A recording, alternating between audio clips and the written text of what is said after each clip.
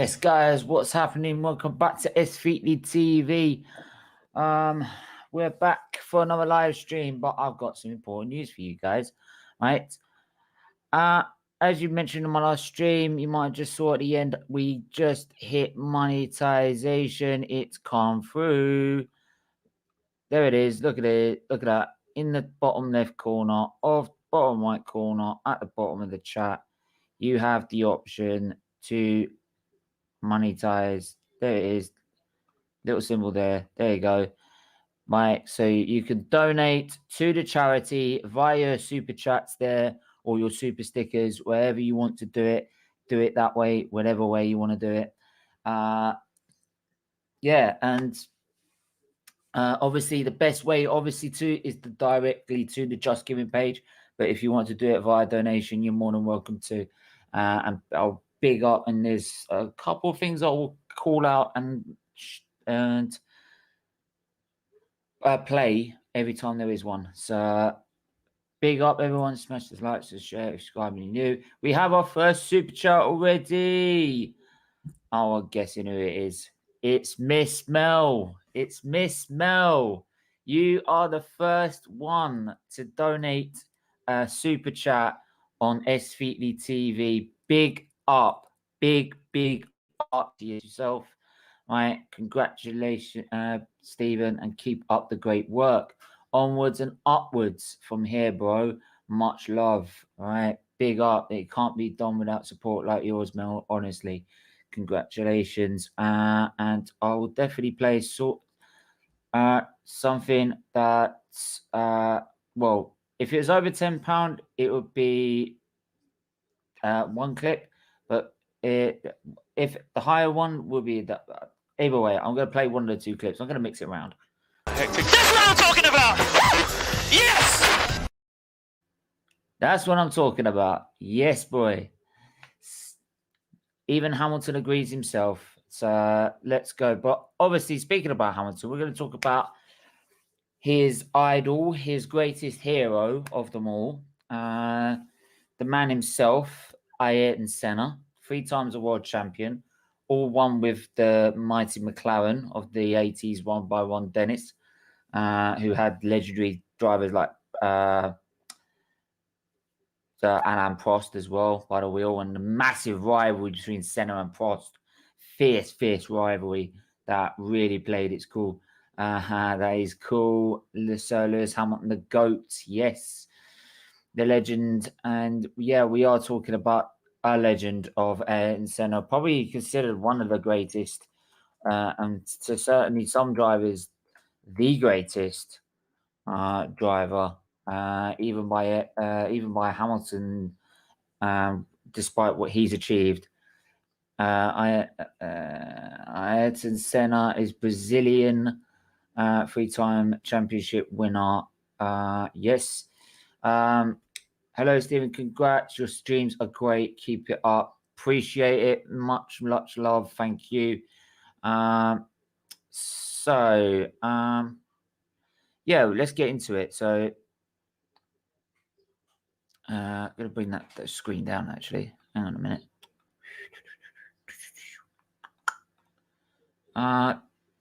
Yeah, get your comments in, get your comments in, get your thoughts in as well. We are talking about one of the greatest drivers of all time, probably the greatest. Congrats, you legend. I'll be paying when I get paid. Don't you worry. Hey, yeah, that'd be much appreciated, mate. Every donation will be treasured. And most appreciatively received. So yeah, Ayrton Senna got into Formula One in 1984. He had wiped clean Formula 3000, all the lower formulas, every formula he won in his first year, and just some of the. There's a great, obviously, there's the great film that is. Senna, which is a fantastic documentary film. Honestly, go watch it. It explains the whole backstory between the rivalry between Senna and Prost and his style, and Brundle put it as a sense of this guy had one of the very rare attributes of a sixth sense of knowing where the grip was before he turns into a corner, which meant he could drive cars beyond their limits and get away with it. I go back to 1988. Now, 1988, he was racing for McLaren with the great Alain Prost, who became a four-time world champion. He was a double world champion at that point. And he had won a championship at that point. And Monaco qualifying, now, it's not like the Monaco of old where you get a little bit of runoff here, a little bit of runoff here, there. This is like full-on barrier to wall. Like even the swimming pool was barrier to wall, not the little layup runoff area you see. So it was really in-your-face, scary circuit. It was petrifying circuit to drive against.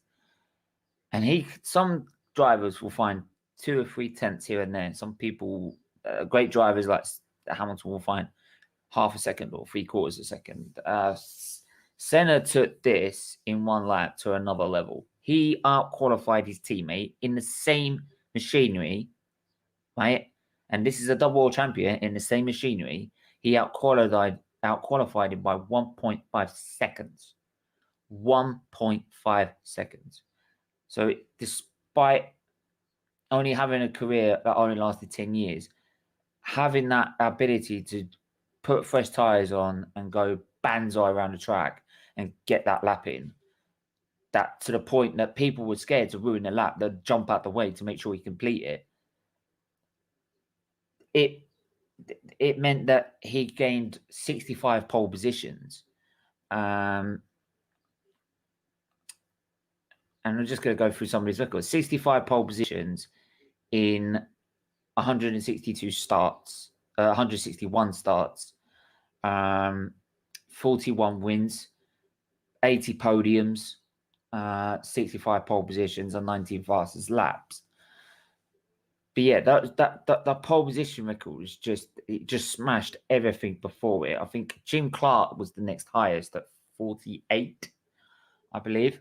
I might be wrong on that. You might have to recheck that. Let's go through some of your comments. So read that one already. Senna, yeah, Senna, Chris. I did send you the link, mate, if you wanted to come on for this. Sweet at Chris Paul, hi Mike Green, and all just talking amongst themselves. But please do like the video, do share the stream whilst we're live, and let's get us up to 20 likes, please, as always. Right, that'd be most appreciative of you guys. Thank you. So, obviously, his first win came in the Portuguese Grand Prix. It would have come in the Tolman in 1984, the Monaco Grand Prix, where he'd raced the Tolman for a season. He actually rejected an offer from McLaren to go to Tolman because he wanted to make his own way in Formula One, which he did. But he drove that car that had no right to even be on the podium in the end of points, let alone be on a podium or win a race. He managed to race that from 14th position in a soaking wet Monaco circuit to 2nd position. And by the time the race stopped, where half points was given out in the end, he was lapping Prost something about 3 seconds per lap. He was outperforming everyone. We've got Chris Paul, who's an avid Senna fan. How are you, my friend? Hey, Steven. First of all, I want to good job on reaching monetization finally. It's been ages. We've been waiting for it, but if all our hard work has finally paid off. Yeah, man. Yeah, thanks for your all our hard work. I mean, your hard work. Mel's in the chat. No hard work. Bargav, I'm sure he's around here somewhere.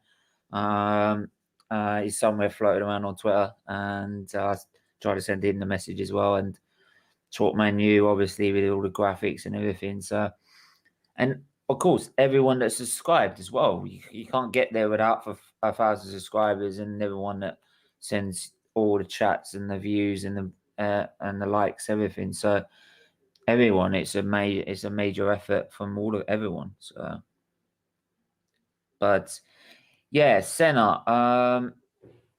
Yeah, what do you want to first off say about Senna? If you remember, you remember that Monaco race in 1984 I was just going on that.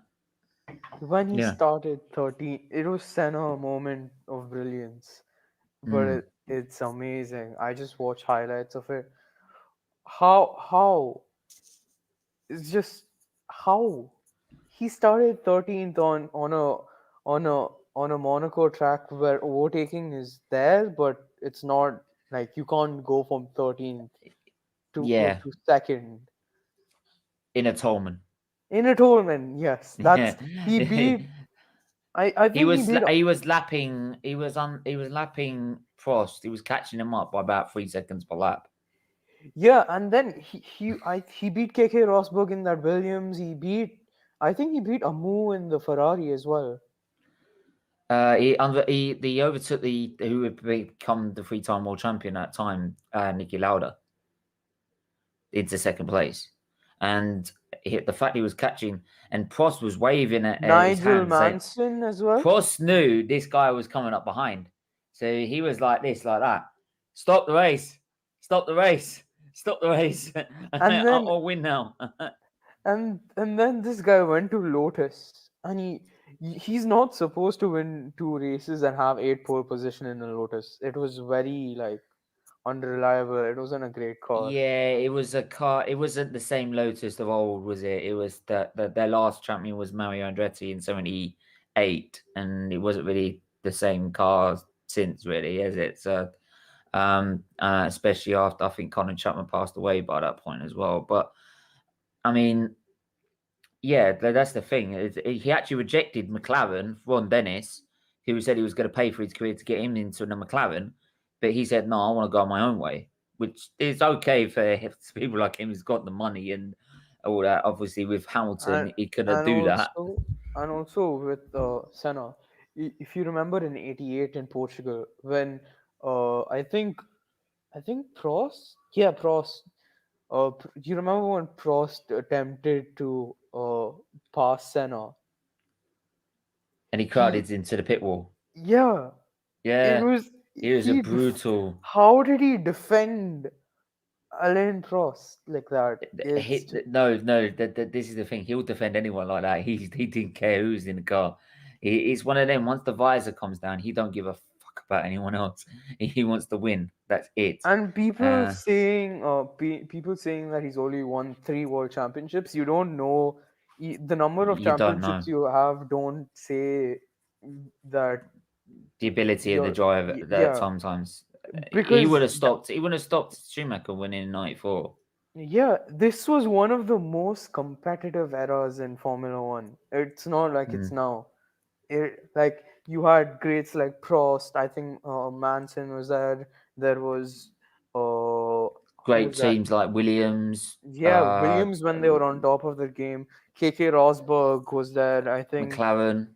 Yeah, Yeah. and it's amazing how Senna won 3 championships, and Alain Prost himself, in which both of them had one of the greatest F1 rivalries of all time. Yeah, I mean that was it's one of those fears, but in the end, it was deeply respected. In the end, Yeah, and and in the end, both of them respected each other's because they both he's were still a amazing. trustee of his charity. Prost. Yeah, both Yeah. of them were amazing F1 drivers at the end of the day. And if people who are getting just into F1 and they're getting demotivated by the fact that it's just a Hamilton Verstappen battle, if you go back all the way to the 90s, that's what I did. It's one of the greatest eras of F1 ever. Yeah, and if actually people moaned about 2014, right, with Hamilton and Rosberg, right? 1988 was all about Prost and Senna. They won 15 out of 16 races. If it weren't for a few laps in Monza, they would have won every single race. That McLaren team. It's only because like Senna was carted off by a back marker who didn't know what he was doing.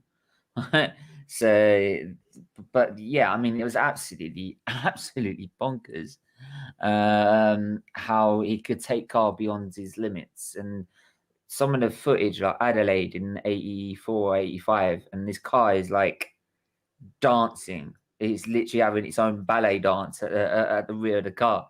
Right? And he's keeping it on the circuit. And I'm like, are you mad? Also, what was even more funny, you remember when in '93 when Prost joined Williams and he had that clause in his contract where he can't be teammates with Yeah, Senna, yeah, yeah, yeah, and yeah. then and then Senna goes on and calling him a coward. That was Ah, hilarious. absolutely, yeah. I mean, well, of course. I mean, he had the chance to go win because it had the active suspension, the Williams, ABS, and people making fun of Williams now, you don't know. They were a different breed oh, in they were a different '93. breed back then. Yeah, that absolutely love. Uh, big up talk.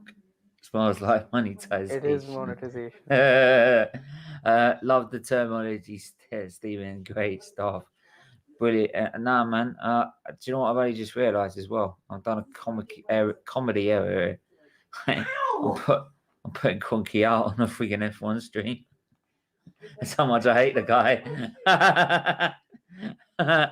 that Uh, obviously he won his three world titles, and despite obviously 92, 93, despite him being the driver he was, um, he wasn't able to compete with. You weren't going to compete with a car that's got active suspension, ABS, traction control, like all the electronic gizmos you know that what? you I'm would gonna find in go your car bold. today. Based on ability, in my opinion, Senna is the greatest F1 driver of all time. Based on drive, like I think, because he's just. Yeah, please. Even though I love Hamilton, but Senna is different, man. Because the amount of like competition he faced and how he and Alain Prost, one of the greatest F1 drivers of all time, could barely like Senna got the better of him at the end of the day. It's pretty Absolutely. obvious. Senna got the better of him. And then I just love Senna. I'm a Senna fanatic. He's one of my What would you most say favorite. about people? Because mom was never really liked him in a sense because of I mean you've seen a set of film of what happened in '89, and then what does he do in 1990? He makes sure he doesn't this time he doesn't get screwed by the FIA by taking them both out. Yeah, but Uh, also so, now I think we need to cover the tragic part of his history because I don't think yeah. many people know about it. So basically, Senna got his move to Williams. After he got his Oh, move to Williams, mm, then I think Schumacher just came out of nowhere on the grid and exploded. I don't think so because Senna, Schumacher was building something at Benetton already. To be Hmm. honest, he was already building something But at, no one Benetton. expected him to lead the championship. No one expected to, but obviously they were building something. And then, but the FIA, what they did is they took away the electronic gizmos. You can't have ABS. You can't have traction control. We shouldn't be. You shouldn't be helping drivers, which is how it should be. You shouldn't. They shouldn't need help. And actually, Senna was one of its biggest critics when it came out that they were doing all these Because systems. Senna never needed any of that. He Yeah, was he said class he without didn't it. know if you wanted that sort of level of drivers, but in the end, he wanted to go there because he knew that was the best team and he knew that that was the best car. And he moved before they made those changes. And once they made those changes, they then he realized and then he saw what the car came out with, which was without all those gizmos, it was as diva And a matter of as fact, like I read somewhere, if you compare the amount because of his tragic passing, even if you compare the races he competed in with all the great legends of the sport, I think he stands out on top because with his he has a low number of race starts because mm, obviously he got cut short unfortunately, and we oh, will be coming to that. Yeah, I will be. I'm just gonna show something to you now, guys. Right? Just showed this at the start of the stream. I'm gonna show it again. Right? This is what's gonna happen if you get if you send a super chat via on a football stream. Watch this. One of the you're gonna play. I'm gonna play two clips. One of the which. Cracking, Jeff! Unbelievable, Jeff! Or the F1 one, which is Get in there, Lewis. Hectic. That's what I'm talking about! Yes! I think that's a nice added effect for the super Yeah. chats. Yeah, I thought that'd be a nice thing to add. So if you do want to see it, you'd have to get one in. Yeah. So yeah. Anyway, so yeah, what we're saying is that obviously he thought when he came in and they saw all these problems with the car, he thought with his the way he goes, then that's what people loved about him as a driver is the fact that he's not just what he does on the track, but what he does off the track in briefings. He was a great. He would go so fine details like how the camber is, how the bumpy the certain points of the circuit are, and he could pinpoint these fine details. And you know his track walk. He used to be so observant of everything. Like I don't think anyone had that vision. No driver, and in fact, I don't think any driver. I think the only person the first person who sort of did that was Niki Lauda. Yeah, back. And we have a super chat in right now. Yeah, we do. We got Talk Menu, boom, baby. Get in there, Lewis. Yes. Beautiful. and I think that's 10 quid. Means a lot. Really does. Yeah, thanks, Talk Menu. I think that's 10 quid. I don't know. No, like total tonight. Mel gave 5. Yeah, I don't know how much is Canadian dollars in. I think it's around 9 quid. I think. Is it? Not? I don't know. I don't. No, that's combined. I mean combined, like both of them. Oh yeah. He's done it. Yeah. Anyway. Yeah. Now we have to talk about the hard part. Yeah, I mean, obviously it's so weird that 93, that final podium where he won that Grand Prix, that would happen to be, no one knew that. No, would be before his last that, time. there's a very fun one, the 1989 Japan. If you remember when Prost, that was the height of the rivalry when both of them. Yeah. But it's like just before we go back to that, I'll just go through this because we think go back to a positive. He's only just. It's just. It was. He thought he could drive around the car's problems. He can still get what he needed out of the car, despite the problems it had. And I think Adrian Newey put it like this: he was out driving that car. The car was just not good enough. Yeah, he didn't care. He bought the best out of every, like, whatever car he was in. Like, for example, in the 84 Monaco, that car's definitely not supposed to be overtaking the likes of Keke Rosberg and Rene Arnoux in the Ferrari. No, he's done it somehow. I don't know. It's crazy. But then, hang on, Featley with a cracking delivery and talk. Yes, boy. But yeah, like you said with the 89 and that whole controversy, Prost did that deliberately. I don't care what anyone says. It's pretty obvious. There's no way you can do that by accident. If you see the aerial view, he was going to cut the corner. The car was when he started turning, the corner was never in shot. Not even the curb of it. There's Just- no way he did that on accident. It's pretty No. obvious. it is a definite deliberate act. But unfortunately, unlike Senna, he could play it very, very well and can cover it up a lot easier. Whereas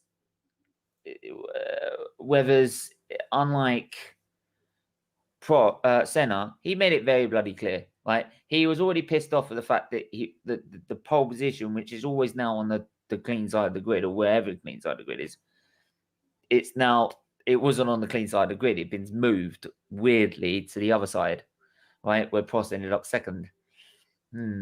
So he thought, and he said, I am not getting to turn 1 second. I'm getting first, or we're both off, basically.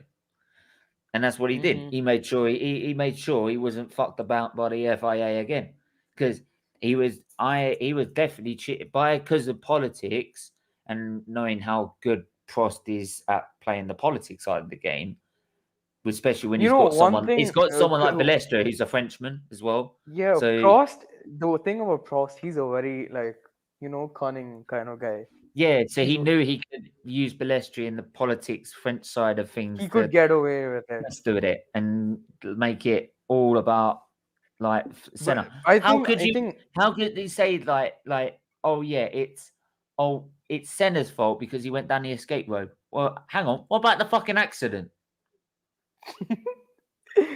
Hello. Great The idea F1 of an driver. escape road is you go through it to escape. You don't turn Great around and start F1 going driver, backwards. but it was sad when he died on. I saw it live. It must have been heartbreaking. Great I F1 can't. driver, but it was sad. Oh man, yeah. Do you know what? I've watched Bianchi. I didn't actually see Bianchi because that was off camera. But Hubert, the F2 race, I watched that live. And I think I was watching it as well. I watched that F2 race live. And when I saw that accident, I thought, Jesus.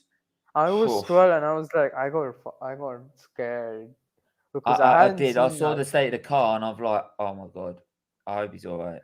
Because I've been seeing the sport when it's at a relatively way safer kind of stage where the stewards, you think it wouldn't happen to a car like that? Yeah. And then you see Hubert, like I think 2019 Spa. This is why when people say like to stop people winning races, like just take the guy out. I don't like people like that. Can't stand people that say that. Fuck off the sport if you think shit like that. I can't stand people that say that. If you can't, because you don't accept someone winning a Grand Prix, right? Or someone winning a race, so you'd rather your favourite guy take him out, right? Then I'm sorry. Take that opinion, shove it where the sun don't shine. Because there are so many drivers and people that have died to get this sport safe enough to enjoy, so we can see an accident and know they'll be okay. 99% of the time. For example, like I think the only time and the fact you want someone to deliberately take someone out just so you stop. It's been so long the since guy who's winning all the time winning a Grand Prix. No, I'm sorry. No, you don't have that. Opinion for me does not have any place of that into. Yeah, F1. We're talking about safety in F1 in general. Like it's gotten. Anyone who's got those opinions don't in this today's world of Formula One. Stop following it right now. Yeah. Talking about safety in F1 itself. If you see the last time we've seen something like major happen, I think it was Grosjean in Bahrain. But I mean, we all just saw what Grosjean went through. I mean, you wouldn't. And you want someone deliberately to crash into someone after seeing that. I mean, forget that part. There's some sick people out in the world. But forget that. We're talking about F1 safety in general. Oh, yeah. I mean, we've come to a point where you don't really expect drivers to die right now.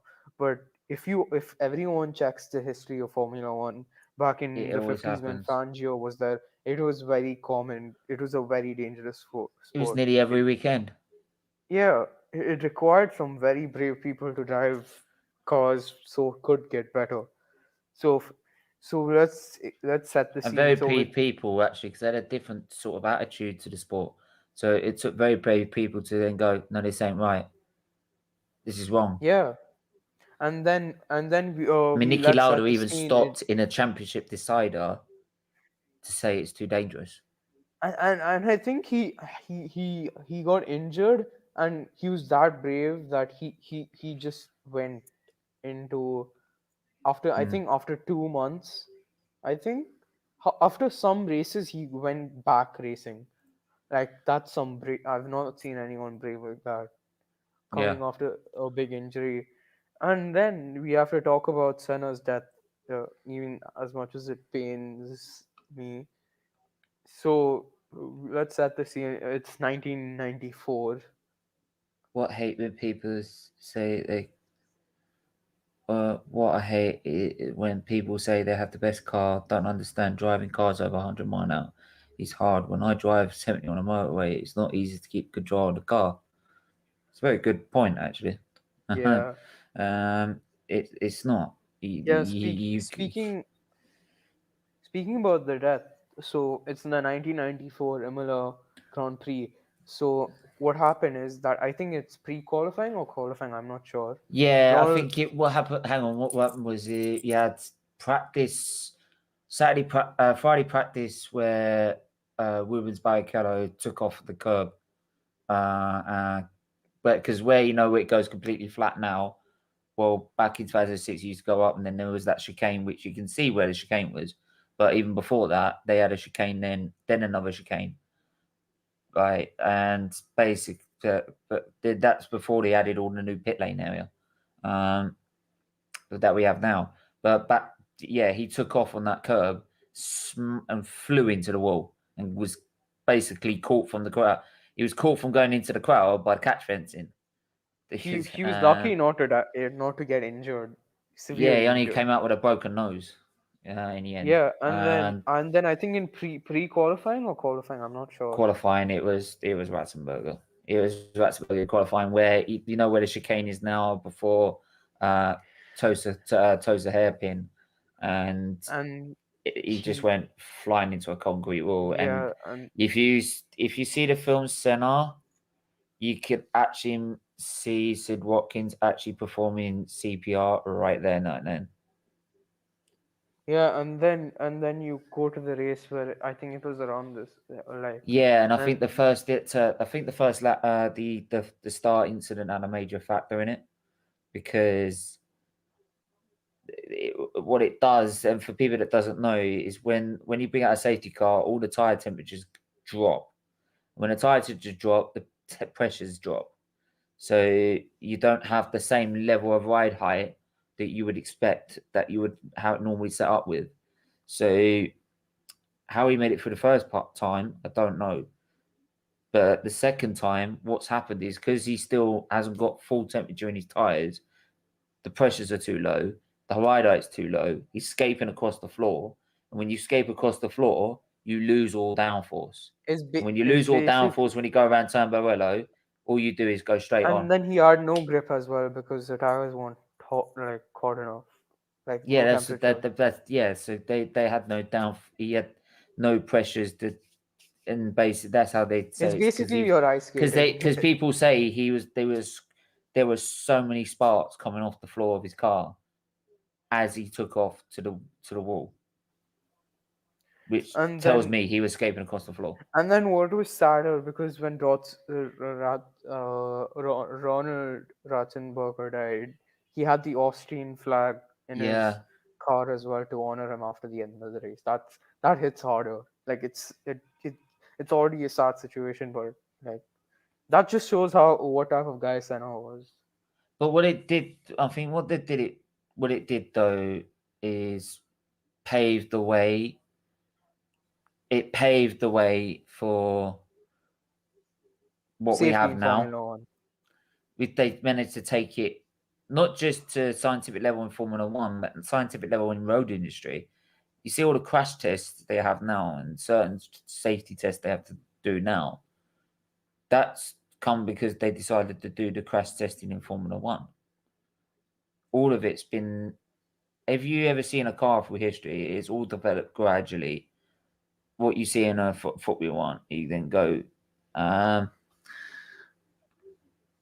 When can I join the channel as a member?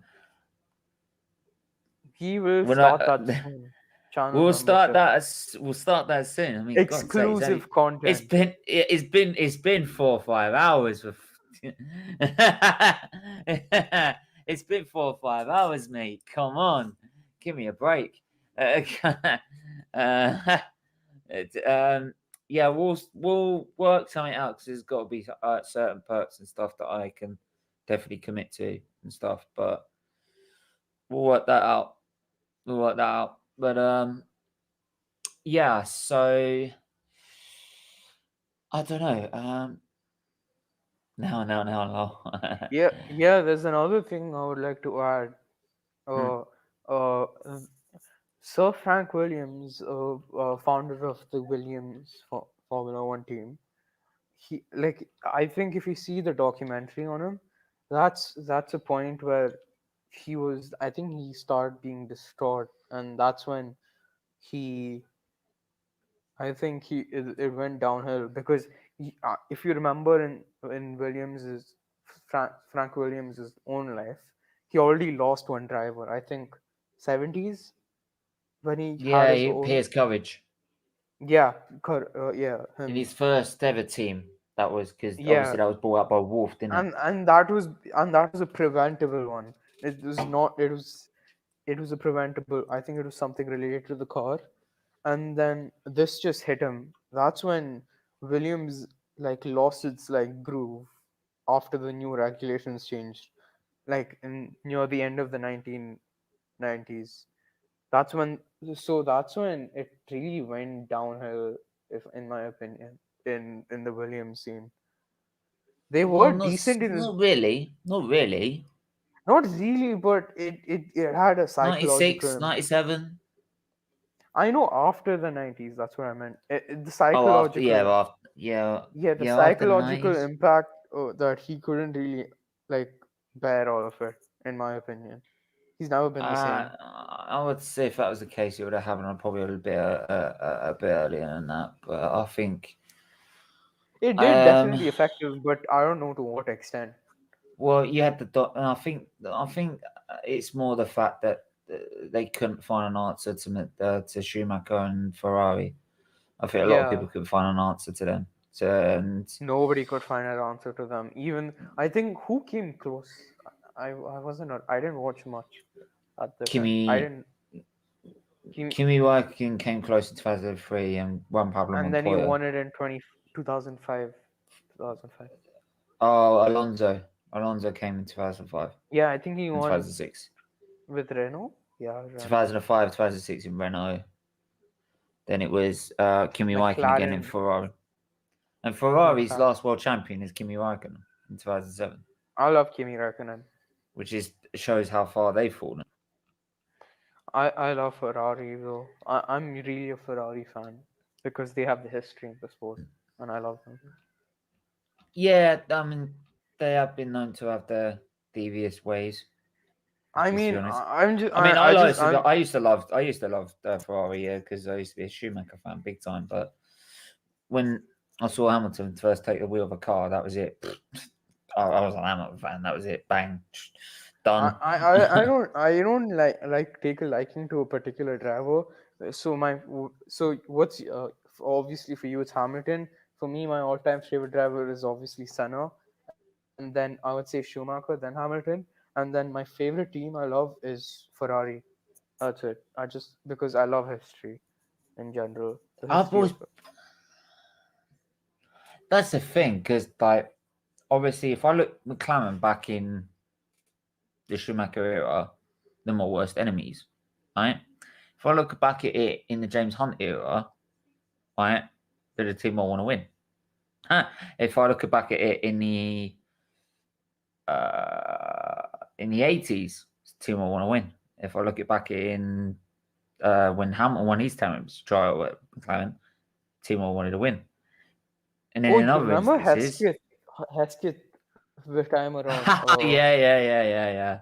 Oh god, that was funny, isn't it? Yeah, that's that. How to bring the champagne and caviar to the grid. Well, you would expect it to be Formula One. One thing about James Hunt, which I never still today can't get my head around, is how he won the 75 Dutch Grand Prix. That's one thing I still haven't found out, because Basically, what they did, if you watch one Life on the Limit, what? if you watch one Life on the Limit DVD, no, I haven't. I suggest you buy it and go watch it. What's it called? One Life on the One Limit. Life on the Limit. The answer's there. Basically, what they've done is what happened was it was perfect blue skies qualifying. So everyone set their car up for qualifying and did it. And then just before the race, piss pouring with rain before the race, right? So what they did is they changed everything. They changed all the setups, the ride height, everything, like all the softness, suspension, all the stuff you do for a wet race. Hesketh for like, we haven't got a clue how to set this thing up, so we'll just leave it the way it is. Before you knew it, they were above. But before they knew it, they were above both Ferraris. They beat Niki Lauda. That's the only thing. Forget both Ferraris. Somehow they beat Niki Lauda. Yeah, that's How what I'm was that saying. Because they were completely different on the setup. It's basically because Hesketh were clueless. They didn't have a clue how to set the car up, so they just left it the way it was, and then all of a sudden they just ended up winning. But just still, gonna you go need through. to have Gonna go through some more comments. In the die. Yeah. Like I said, give me time and we'll work something out. Shout out, mate. Big up, legend. Thank you, Sid. How are you? Hope all is well, buddy. Yeah, we're all good, man. We're all good. We're monetized. We're going good. We're starting to grow this channel even more now. Better than good. We are doing excellent. Yeah, we are doing excellent. All right, and we're talking about F1 and football and liver disease awareness. So what else could we be happy about? Well, I'd say it, football and F1. He's happy. He might be happy on talking about football. I ain't. I could forget about football in a heartbeat. Speaking about Hesketh in the 17s, I think that's the time where I think Williams Ford was around and Brabham. Brabham was around. Cooper? Penske, I think. Penske. Stationary Penske. Yeah, Tyrrell. Tyrrell was a good one. It's a 6-wheel Tyrrell. Embassy Hill was there, I think. Lotus. Yeah. There's so you many remember different teams that who's that guy? There was one really very bad driver who was there for only 2 races. Yeah, Fushida, that Japanese guy. He DNF'd in the Dutch Grand Prix, I remember. When I was looking at the highlights. What Grand Prix was that? 75 Dutch Grand Prix. When Hunt won it. When Hunt won it. Okay. Right, okay. I ain't got a clue. I really like F1 history. I'm just gonna bring this up again because if anyone wanted to talk, if you thought you were gonna jump in first, unfortunately Mel jumped in first. She was determined. She was determined. He came at the start of the stream. Literally as I just went live.